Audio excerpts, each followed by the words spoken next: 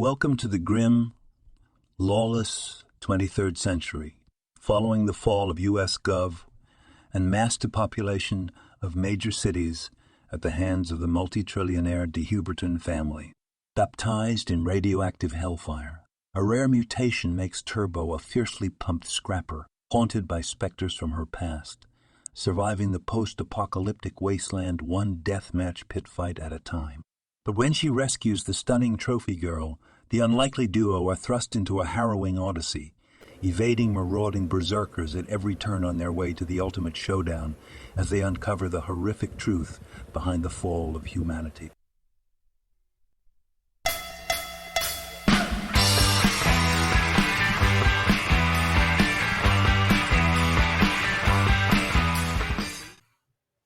Good morning, Mr. Jake.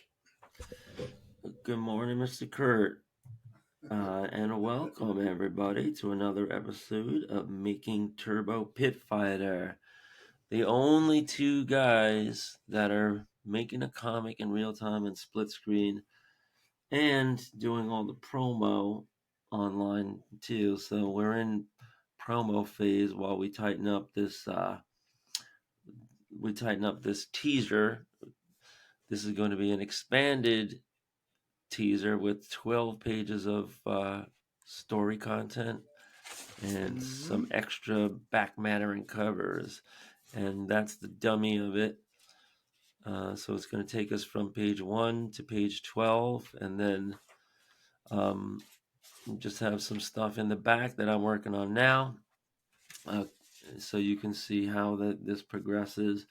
This is definitely the last week that I'm going to be tightening this up.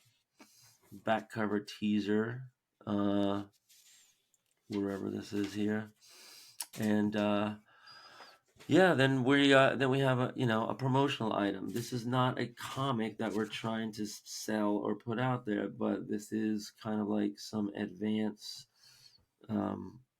promoting material that we're going to have, so that we can do some tabling this spring, and that we can send out to all of our network of indie comic creators that we want to be simpatico with as they create their stuff. We're creating our stuff. So, Kurt, you're working on obviously the front cover. Yep. I have a question. So you're making this like a piece of art, so that it could be a virgin cover, conceivably, or it could be a poster for print, right? Yep. I was definitely thinking about that. Yeah, because I was going to say the masthead would definitely cover up a lot of the stuff that you're spending time on, right? Like up there, right? It's right about here, yeah, because you've done two versions of the new Turbo logo, but this hand and the top of her head would end up cutting some of that out. But it'll be sweet. It'll be really sweet. It looks like it's coming out good.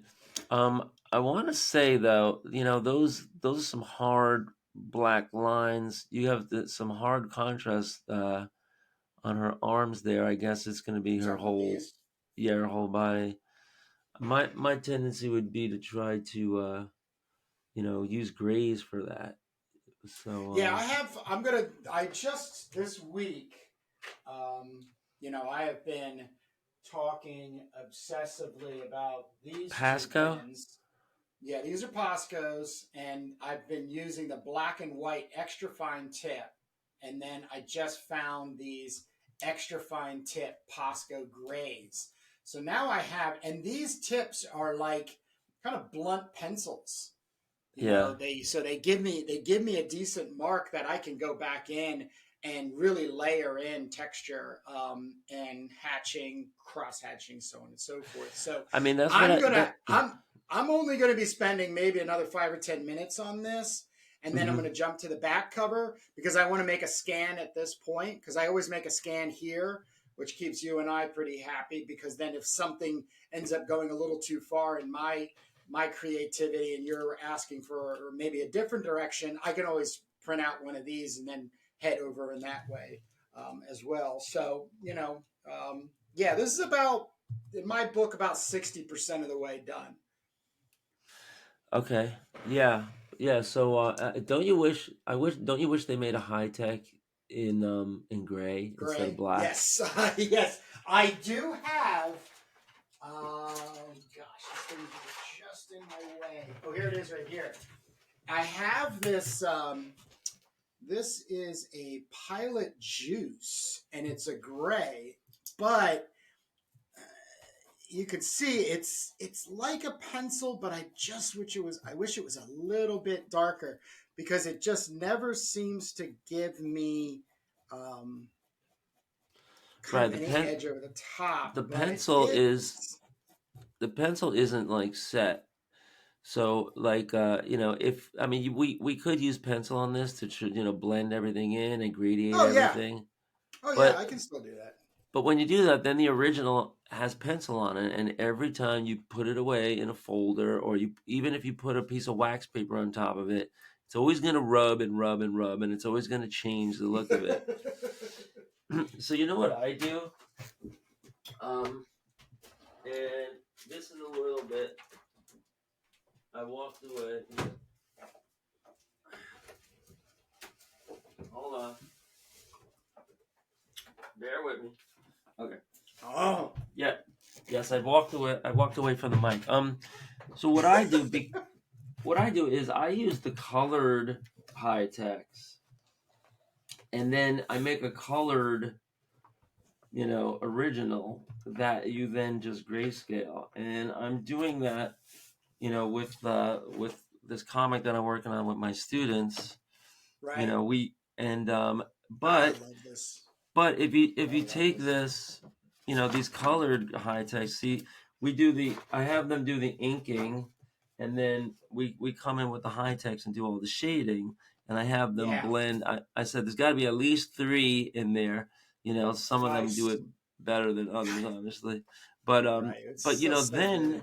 then when you convert it to grayscale, you have your gray high tech, but and you have all different ones because, like, look on this one. So, here you got the red high tech, the brown high tech, the yellow high tech, and they're all going to convert to different shades of gray. And this is like kind of like the teaching that I'm doing is I'm having them. I tell them, like, there are no colors. There's no official colors. Like, the characters are not colored any way. They're any one way. They're Right. colored every color every time, and nothing matters. Make it green, make it purple, it doesn't matter. And that's the look of that project. But if you did this with like a turbo page, or any page that's going to print black and white, you do have that whole range of colors that convert over. And now, honestly, yellow, well, that'll just disappear. But orange is a very light gray. And Yeah. then, what's the difference between the light blue and the purple? That's what I love because, you're using color as value, and you're thinking about it, in a 2-step thing where the conversion to gray is everything. So that I'm could be heading in fun. that direction. I'm working on a new cover for Kothar the Barbarian. Let me grab it real quick. Kothar, what happened to Koth. Crom? Oh no, I still have. This is Gardner Francis Fox's paperback series. So he did 5 books of Kothar the Barbarian, and then 5 books. And these are reading books; they're not comic books. But I will be taking this with layers of colors, and the 2 things I'm going to be using in figuring it out are these. So I've got some washable color markers, which will stain just to give objective color, so things are yellow hair, fleshy tones and stuff. But then I'm going to give these a shot in just exactly what you said, kind of hatching instead of with my ballpoint pens and my high C's. I would be doing these, and then getting back in with the graphite. I'm really going to go to town on it, but it will be printed. It will be printed as a full color cover, but I'm also thinking it completely in the gray value system. So I'll share more as this goes on. Did I miss who did those pencils? I did these pencils. Oh, nice pencils. Yeah. I love the swirly shit in the background. Oops, the swirly stuff in the background. It's all right. It's all right. Yeah. So, just think about it. Maybe it might need a little experimentation. But do you have the full set? Do you have the full set? I don't have high C set. I don't. I need to make that investment. I have these Sharpies. I've had laying around for quite a while, so I kind of want to get through them. Because I also am going to do a lot of. This is like a brown one, which kind of gives it a sepia feeling. Nah, Sharpies spread out on the page. The longer you hold, the longer you hold it onto the paper, and microseconds matter. It just spreads and spreads and spreads. All right. So high techs are different. They're like you're laying down ink, it dries up, and that's that. And it's not a brush. It's easier. You just uncap it and go. Right. But I did find it a little bit harder I was going to buy a new set of the colored ones. I think it's like $28 with tax.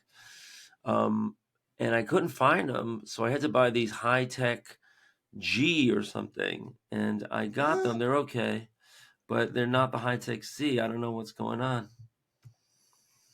Production delay in Japan. All right. Well, so yeah, let's get to a little bit of focus here. You got what you're doing. That's looking good. Here I made some notes. And so I'm gonna add the latest from Doom magazines to this little logo now. So I opened up my Quark document. This is the 2-page spread. The good news is I printed this out, and all of these fonts printed well in PostScript. Sometimes you use a font online and it's fine, but then when you print it, it prints out jaggy. So you got to make sure that that's not happening. Actually, now that I'm looking at this, I wonder if this is a little jaggy, but that might be because I might have put a gray tint in it.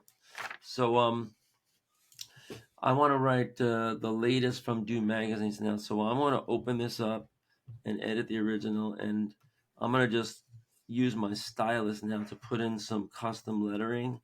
And I'm not going to spend too much time on it, but I want to say the latest from, or I could use a font here in Photoshop too. That's another option. But if I do that, I have to pick a font, pick a color, all this stuff. So, yeah, this is kind of nice. The latest from.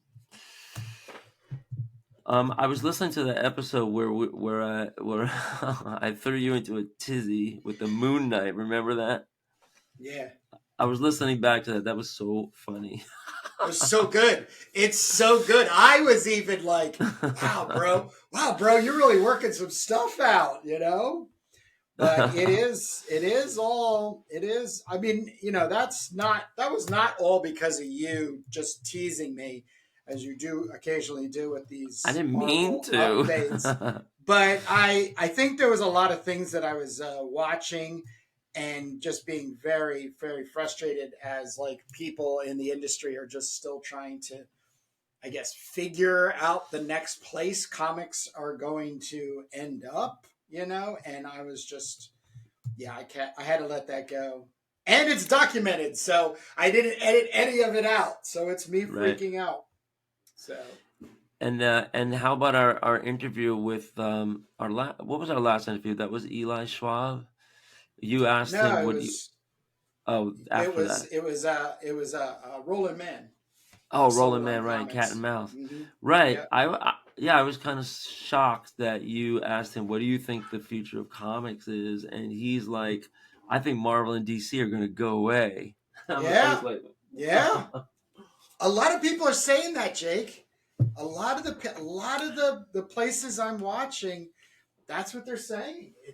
And go away means you're not going to get these floppies anymore. I think I that's don't really know, going to be the man. first thing.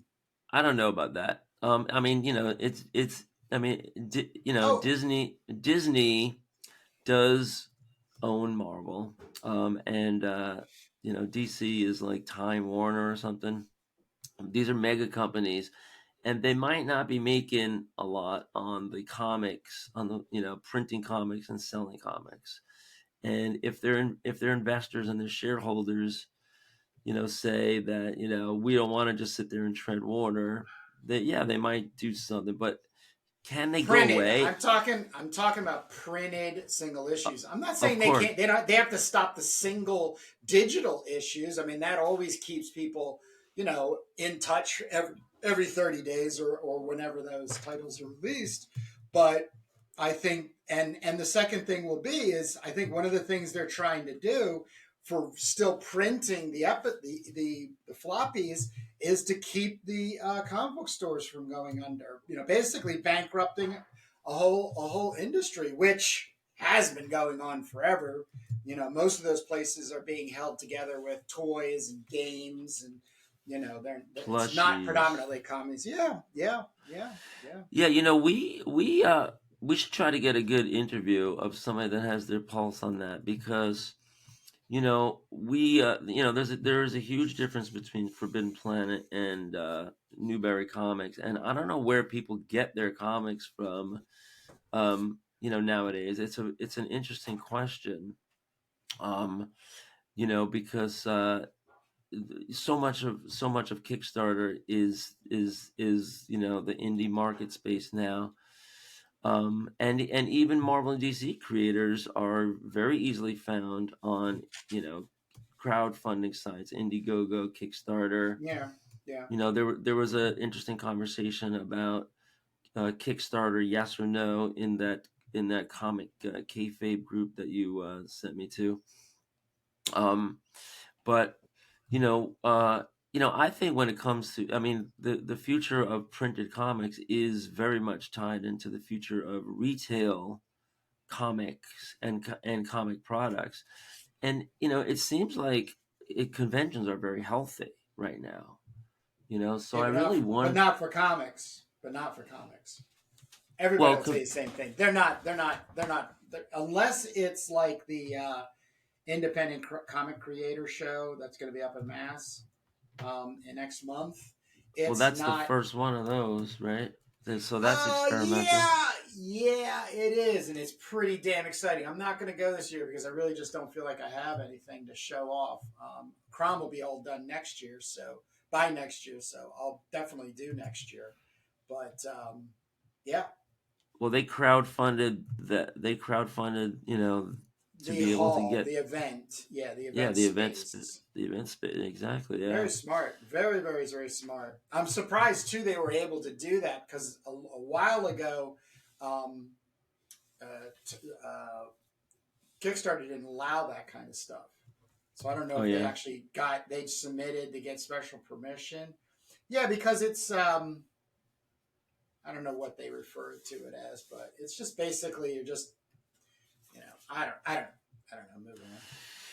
Yeah, I'm gonna go. It'll definitely be interesting to see what's going on. And I said I would have liked to go there and try to sell some stuff. It might not be the best place to sell direct to fans. There might be a lot of creators there, but um, you know, talk to people, line stuff up, whatever.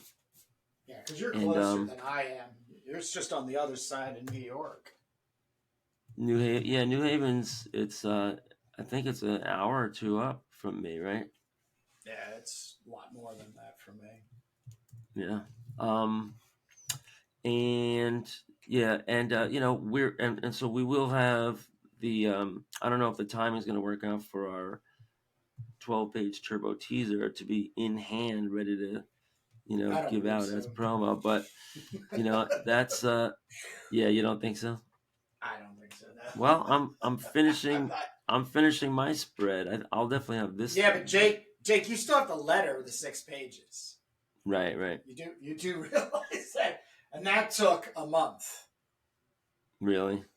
Yes. Yeah. Well, it's got to go quicker now, but yeah, well, because when you're still holding on to your Quark Express and the files you have. Where I'm just, I wish you would just let that go and then just go into Photoshop right on top of my pages and do that, and then give me that top layer so I can then just do the hand lettering to keep everything, consistent.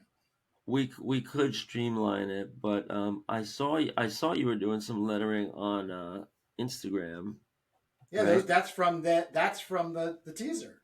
That's how I was Yeah. doing the teaser lettering. Yeah. Right, and I was watching because you sped it up, and I was watching you Yeah, do it, and it's like I it's mesmerizing, yes, that's why I do it. yeah, We got and a the lot of average comments. person is like, wow, look at that, like He's fast. By the way, I can hand ink your comics, so just give me a call at 1-800. right. Well, Ink hand. I I think people know that that's not real time and everything. But for me it's like, high tension because I'm like, "Oh wow, is it going to come like he's right on top of the letter. That whole word is perfect." Like, oh, and then like you did like an E and it was like the lines were a little off and I was like, "Oh."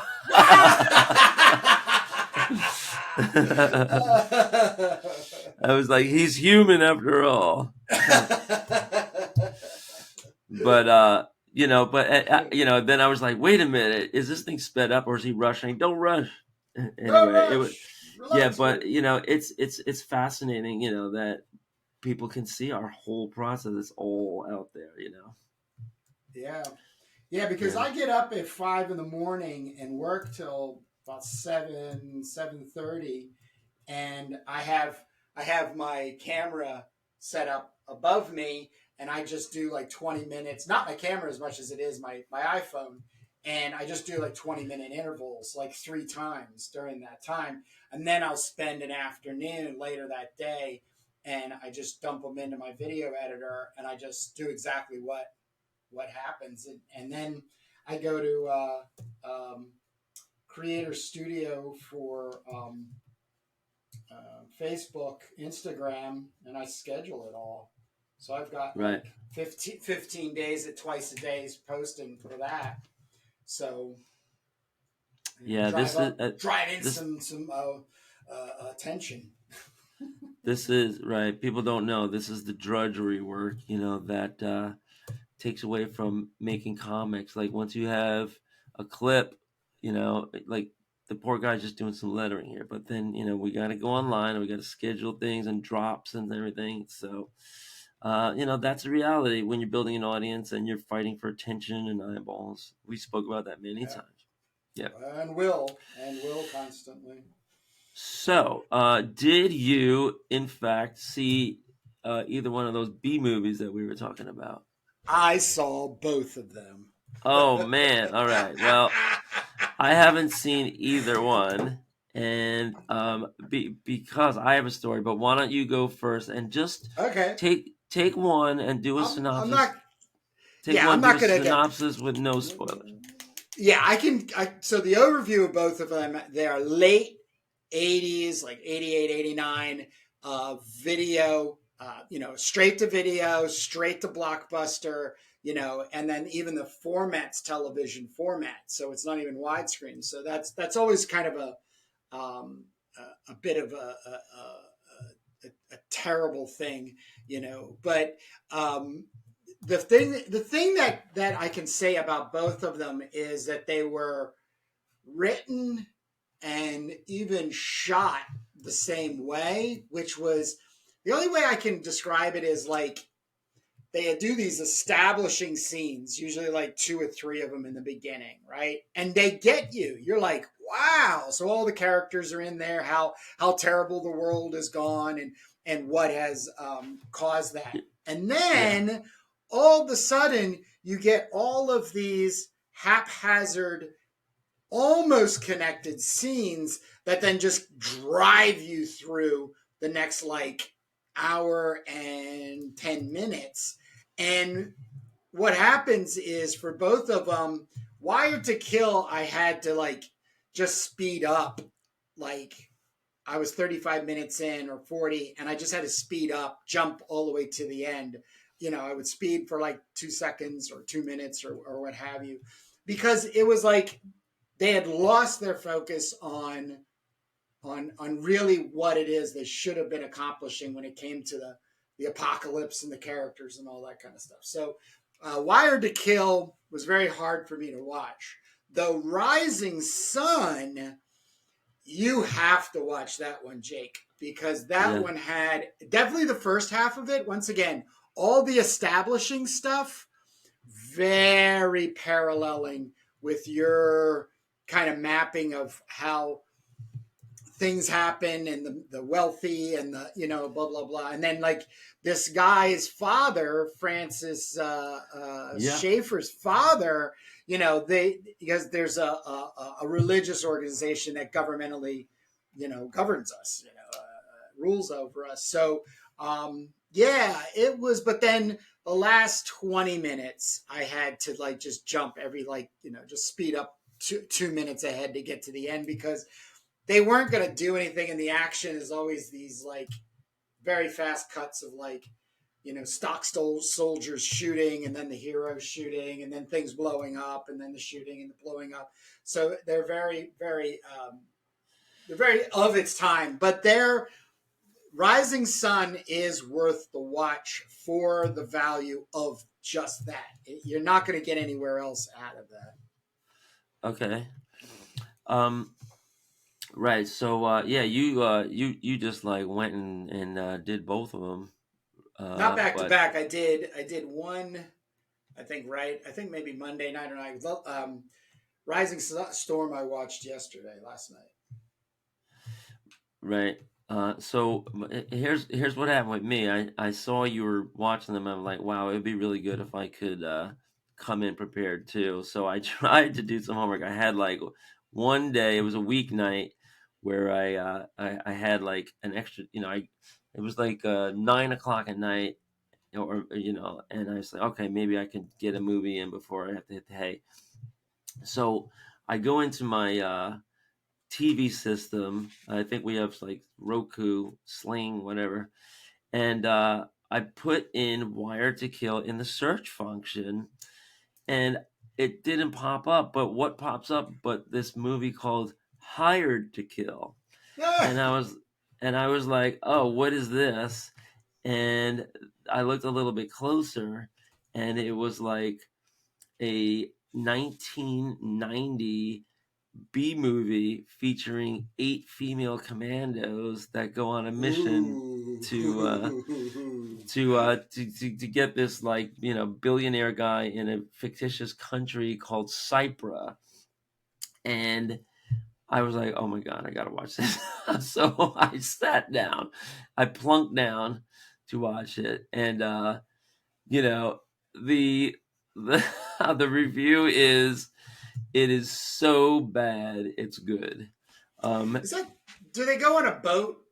Is there like no, a yacht involved? Okay. No, there's this one like tough guy, and all these women, and they just keep like like threatening each other, and like antagonizing each other and saying bad things to one another, and so it's really funny from that standpoint, like like everybody treats each other like shit, It's like but a Dirty Dozen. yeah, and unlike Russ Meyer, this director has a thing for skinny minis. Ugh. So all these women are like really like rail thin, and Ugh. but at the same time they're all don't say ugh. Those are human beings that have worth and value. And yes, mother.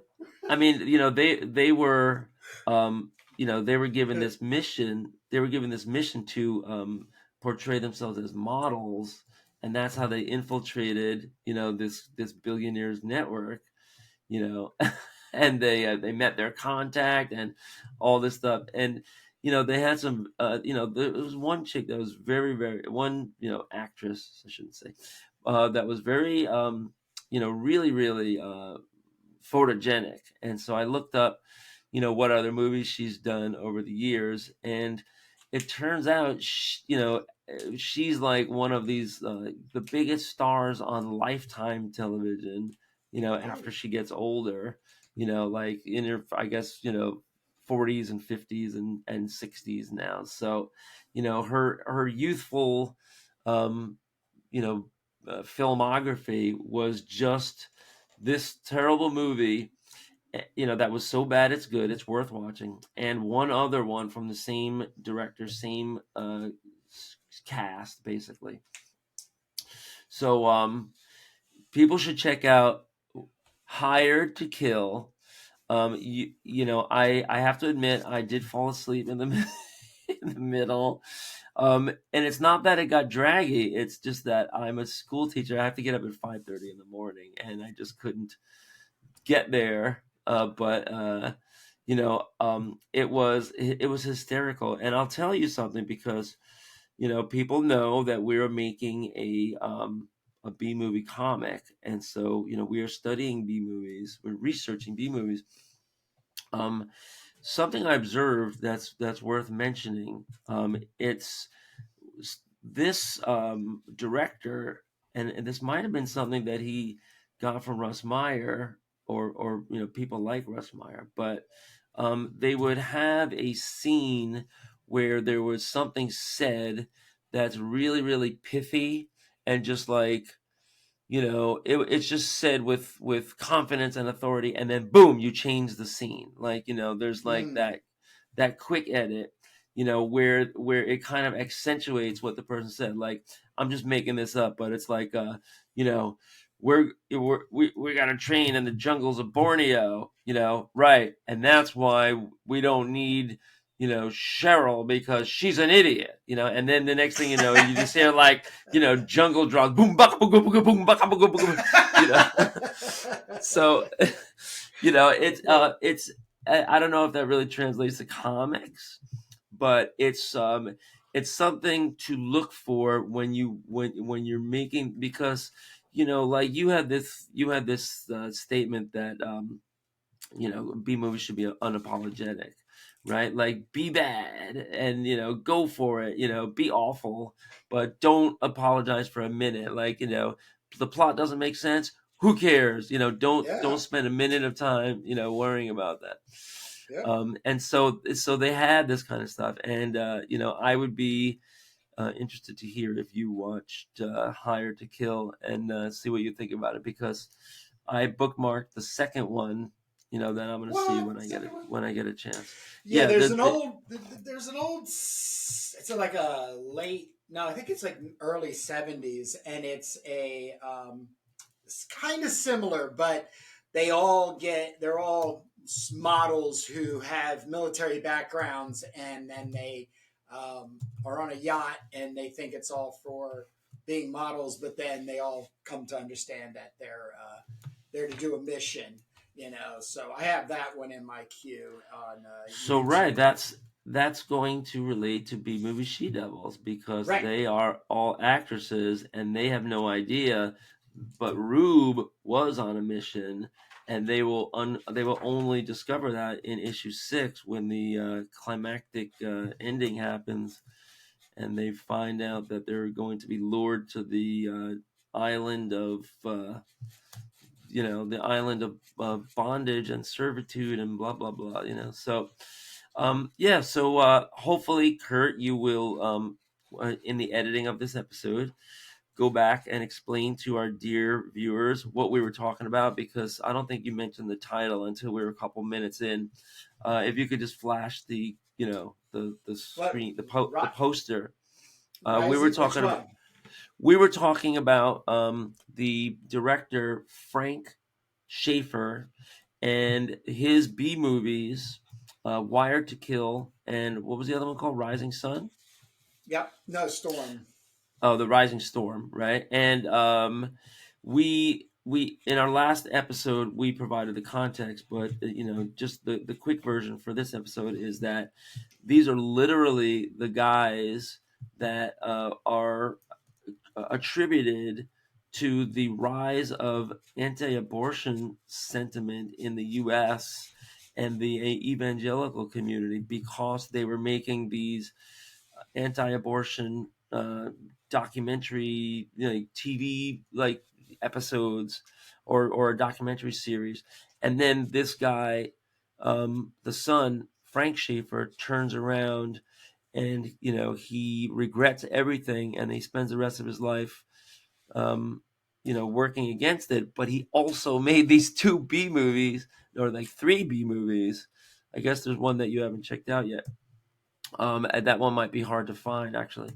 But that this is how the conversation came up, and that's what Kurt was following up on because he hauled off and he saw both of the movies. So I have to catch up on that. But I did see Hired to Kill in the meantime. So now I started up a whole new thing because then I was IMDbing, the actress and the director, and there's one other movie just like it. But yeah, definitely if you're into skinny minis, that's definitely the one for you.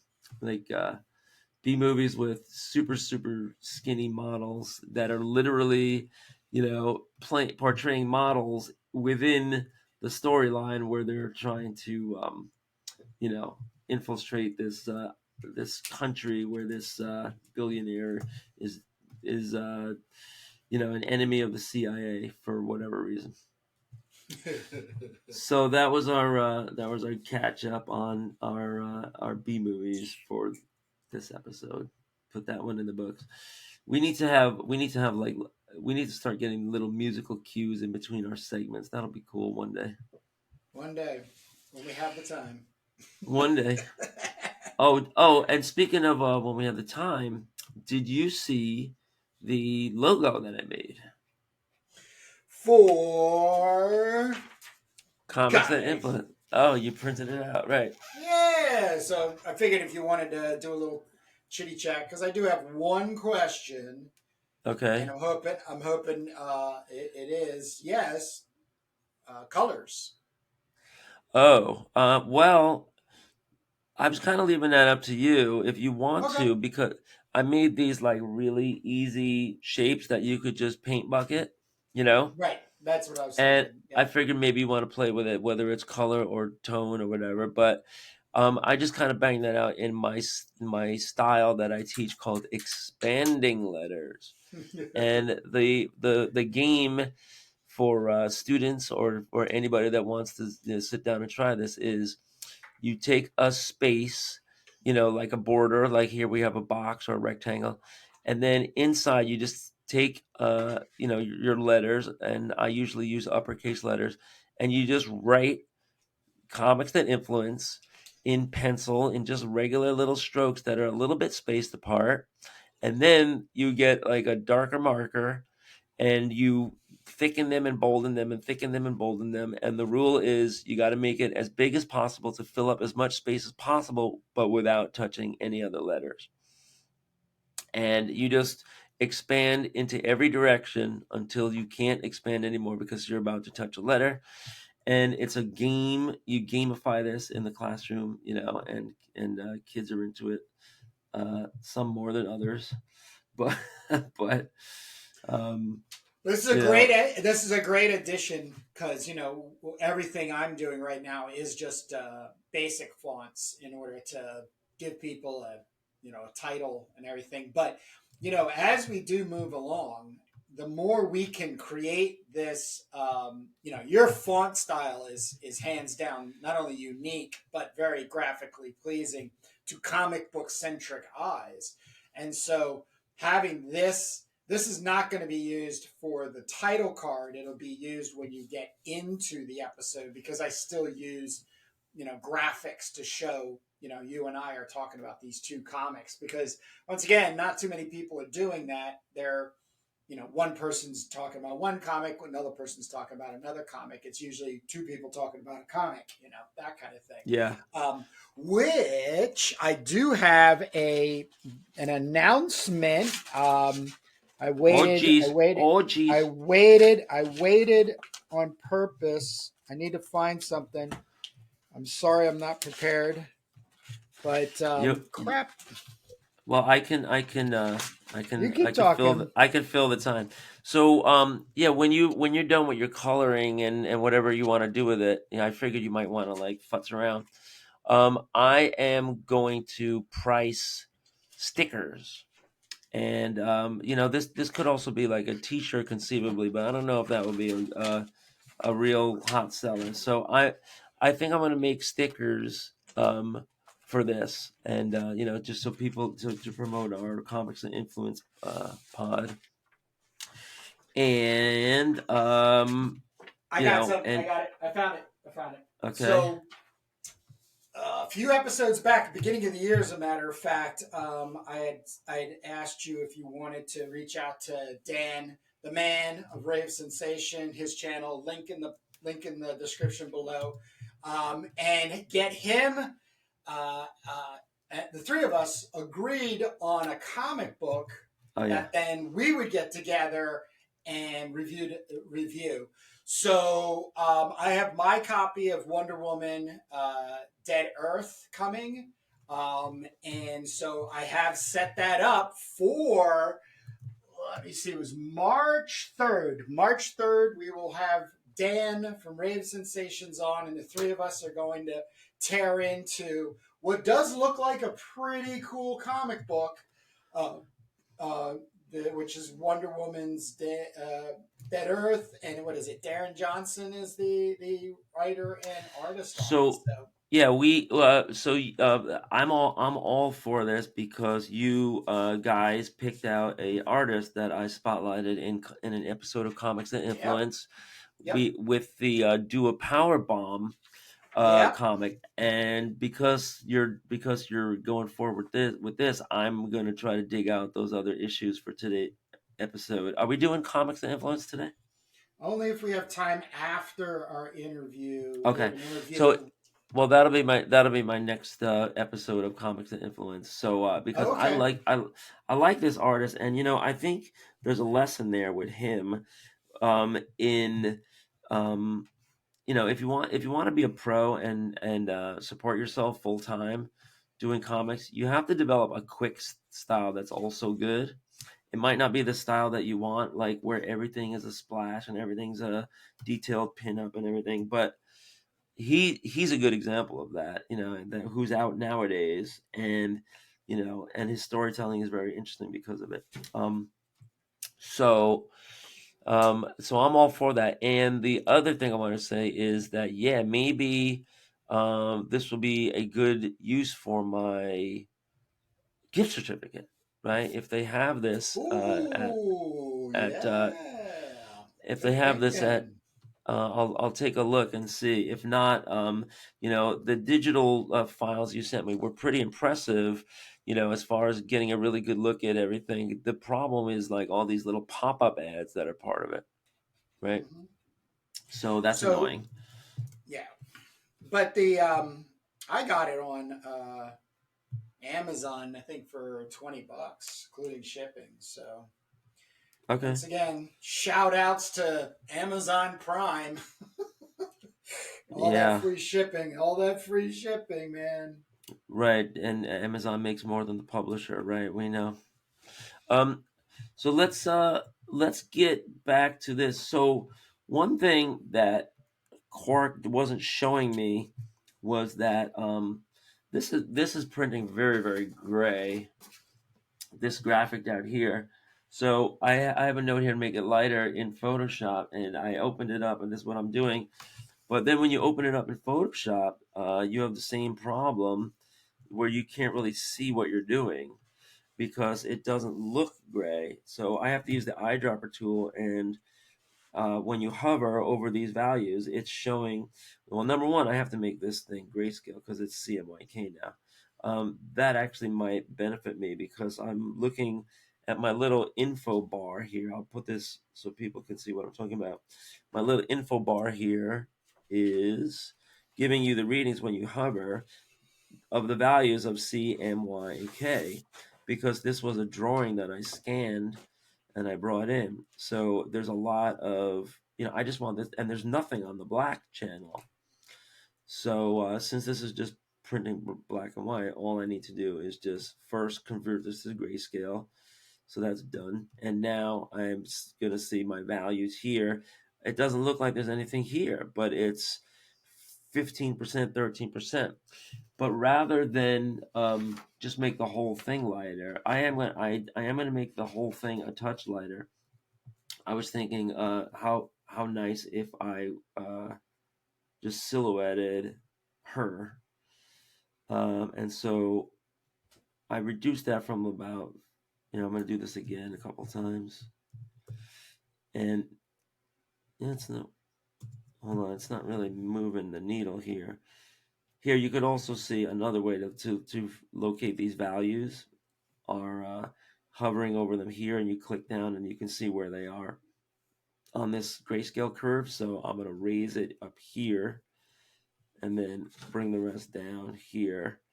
And these are just some Photoshop techniques if anybody's interested. And now, you never want to like spend all the time silhouetting, but the magic wand doesn't really grab it because there's all these gaps in here. So if I want to keep her with a tint inside, I am going to have to go around the horn here and do this. But I'm also seeing that she could be a little bit darker too. So I'm going to beef up her. I'm going to enrich her dark tones and then lighten up her light tones here. And you never really know what you're going to get until you finally print. But that's why that's why you have a dummy copy of everything, right? Yep. Yeah, you printed that all out, right?